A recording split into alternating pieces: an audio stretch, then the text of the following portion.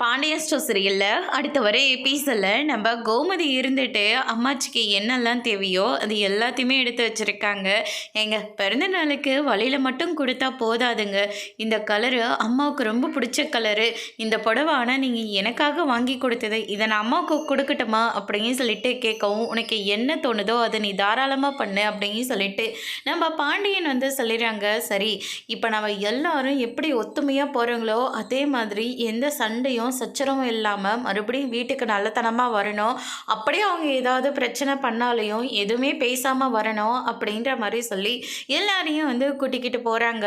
அதுக்கு அடுத்து தான் இந்த பக்கம் பார்த்தீங்கன்னா நம்ம முத்துவேலி இருந்துட்டு ஆட்டம் பாட்டம் கொண்டாட்டத்தோட அம்மாச்சியை அந்த பிறந்தநாள் கொண்டாடுற விழாவுக்கு கூட்டிகிட்டு போகிறாங்க.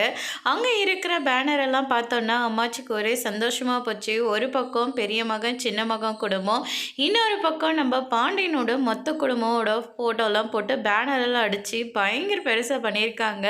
அதுக்கடுத்ததாக குழலியாக அவங்களுடைய மாப்பிள்ளை அவங்களுக்கு யாரெல்லாம் தெரியுமோ எல்லாரையும் கூட்டிகிட்டு வராங்க. அவங்க சில அன்னதானமும் ஏற்பாடு பண்ணியிருக்காங்க. அவங்க அன்னதானத்துக்கு யாரும் போகக்கூடாதுன்னு சொல்லிட்டு இந்த பக்கம் சக்திவேல் ஒரு பக்கம் பிளான் போடுறாங்க. அதோட இன்னைக்கான பிரமோ முடிச்சிருக்காங்க. இனி பாண்டிய ஸ்டோரில் இந்த பிறந்தநாள் விழாவில் நல்லபடியாக நடக்க போதா இல்லை ஏதாவது பிரச்சனை நடக்க போதான்றதை வெயிட் பண்ணி பார்க்கலாம். தேங்க்யூ.